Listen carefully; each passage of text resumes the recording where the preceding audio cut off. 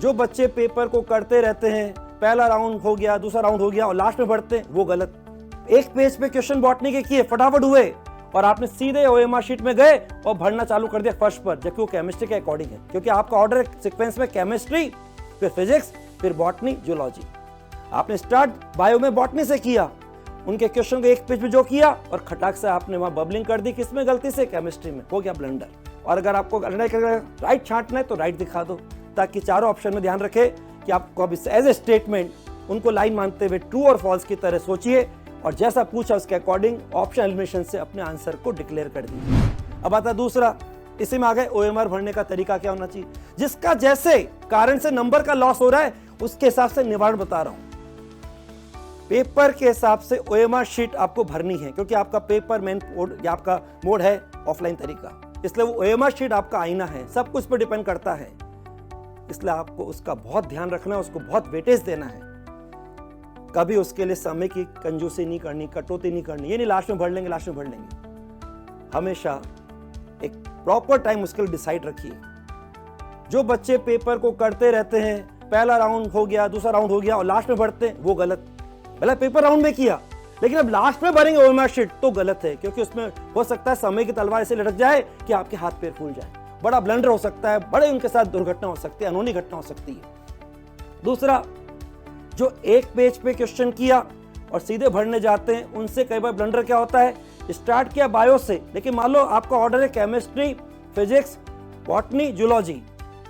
अब आपने स्टार्ट किया बॉटनी से, एक पेज पे क्वेश्चन बॉटनी के किए, फटाफट हुए और आपने सीधे ओएमआर शीट में गए और भरना चालू कर दिया फर्स्ट पर, जबकि वो केमिस्ट्री के अकॉर्डिंग है, क्योंकि आपका ऑर्डर सीक्वेंस में केमिस्ट्री, फिर फिजिक्स, फिर बॉटनी, जूलॉजी। आपने स्टार्ट बायो में बॉटनी से किया, उनके क्वेश्चन को एक पेज में जो किया और खटाक से आपने वहां बबलिंग कर दी, किसमें गलती से, केमिस्ट्री में, हो गया ब्लंडर। कोई तरीका नहीं, उस एरर को आप दूर नहीं कर सकते, कोई इरेजर नहीं है, कोई उसके अंदर आपका वो वाइटर नहीं है जिससे आप उसको दूर कर सके, इसलिए यहां गलती हो जाती है। कोई सोचते हैं कि पहले अपन एक सब्जेक्ट के पीछे पड़ जाएं और फिर उसके हिसाब से उसको भर देंगे, तो उसमें क्या नुकसान होगा। ठीक है, आपसे ब्लंडर मिस्टेक नहीं होगी, मान लो आपने स्टार्ट बायो से किया, लेकिन आप बायो के पीछे में बॉटनी, जूलॉजी, सेक्शन ए दोनों का किया, सेक्शन बी दोनों का किया, और जब तक आपके हिसाब से लगा कि जब तक इसमें जितना स्कोर नहीं आ सकता करते रहेंगे, तो हो जाएगा बायो आपका बहुत बेस्ट हो जाएगा। लेकिन आपके बायो में भी कुछ क्वेश्चन में आपका इतना दिमागी रूप से उतार चढ़ा हो जाएगा, इतनी मेंटल एक्सरसाइज हो जाएगी कि आपका बायो तो जाएगा बेस्ट, जिसको आप फर्स्ट नंबर पे ले रहे हो, लेकिन जो सेकंड नंबर अगर आप केमिस्ट्री लेते हो वो होगा सेकंड क्लास, फर्स्ट वाला फर्स्ट क्लास, सेकंड वाला सेकंड क्लास, और लास्ट में अगर फिजिक्स लेते हो वो जाएगा थर्ड क्लास। कुल मिला के हताश, निराश, बहुत दूर, सिलेक्शन से बहुत दूर। इसलिए ये तरीका भी गलत। इसलिए आपको ओएमआर शीट भरने का तरीका, अगर आप राउंड से कर रहे हो तो पहले राउंड को कर लिया पेपर में, उसके बाद आराम से अब इसको भर दीजिए, first round take it easy make it easy, उसको भर दिया। अगर आप पेपर के लिए टाइम डिसाइड कर रहे हो, 30 मिनट 35 मिनट आपने बायो बोला, 40 मिनट आपने बोला सपोज शुरू के अंदर केमिस्ट्री और बाकी आपने बोला फिजिक्स, ऐसा कुछ किया, तो आप इसके अंदर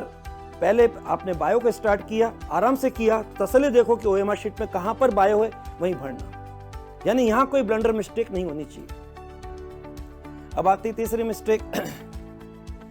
मेमोरी बेस पर जो आपके क्वेश्चन पहले से करे होते हैं, सीधा उसमें आंसर देखते हो, कहां लिखा टिक कर देते हो, जबकि आपको मालूम है ऑब्जेक्टिव पैटर्न है, हो सकता है जो आपको आंसर याद उससे भी अच्छा आंसर वहां पर हो या उसके और साथी भी हो। इसलिए पहले से कोई क्वेश्चन करा हुआ हो उसको दिमाग में लेके मत चलो, वहां एग्जाम में जो क्वेश्चन है वो सब्जेक्ट कोई सा भी हो उसको बिल्कुल फ्रेश मानकर अंडरलाइन करके पढ़ो, आराम से उसके हिसाब से समझ कर सोच कर चारों ऑप्शन को एनालिसिस कर कर,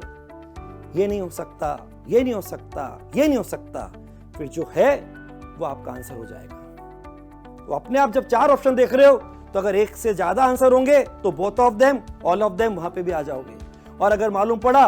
कि आप इस तरह से कर रहे हो तो जहां पर आप क्वेश्चन में ऊपर करेक्ट, इनकरेक्ट,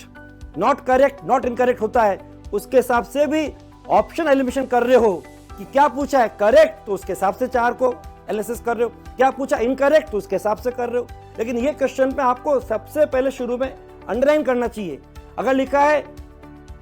इनकरेक्ट यानी गलत छांटना है, अगर लिखा है नॉट करेक्ट यानी अभी भी गलत छांटना है, या लिखा है नॉट इनकरेक्ट यानी कि सही छांटना है। तो ऊपर जो लिखा है which is from the following not incorrect, इसका मतलब सही छांटना है। तो 4 ऑप्शन को उसके अकॉर्डिंग एनालिसिस करो। ऐसे क्वेश्चन हमेशा बहुत ही कह दीजिए मॉडरेट लेवल के होते हैं, हाईफाई नहीं होते, बस इसमें आपकी स्मार्टनेस चेक करते हैं कि आपने अंडरलाइन करके ध्यान रखा 4 ऑप्शन तक, इस बात को दिमाग में कि आज आपको सही छांटना है या गलत छांटना है। और वो तरीका अगर आप अंडरलाइन करके चलोगे तो अंडरलाइन, या उसके बाद अंडरलाइन के बाद लगा आज गलत छांटना है तो क्रॉस दिखा दो बड़ा सा, और अगर आपको अंडरलाइन करके राइट छांटना है तो राइट दिखा दो, ताकि चारों ऑप्शन में ध्यान रखे कि आपको अब एज ए स्टेटमेंट उनको लाइन मानते हुए ट्रू और फॉल्स की तरह सोचिए, और जैसा पूछा उसके अकॉर्डिंग ऑप्शन एलिमिनेशन से अपने आंसर को डिक्लेयर कर दीजिए। कभी भी इसीलिए मिस्टेक नहीं होगी। आता वो क्वेश्चन जिस अंदाज में पूछा है, नॉलेज में अगर आप तैयार हैं, सीधा आंसर नहीं आता तो भी ऑप्शन एलिमिनेशन से ये 2-3 फायदे हो जाते हैं। एक तो हम सारे ऑप्शन पढ़ते हैं, दूसरा हमें लास्ट मोमेंट तक याद रहता है कि हमें क्या छांटना है, सही या गलत, और तीसरा अगर हमें डायरेक्ट आंसर नहीं होता मालूम तो भी हम 3 को फेल करके एलिमिनेट करके अपने आंसर को डिक्लेयर कर सकते हैं। उन बच्चों से इस पे ये गलती होती है वो आराम से इसको कर सकते हैं।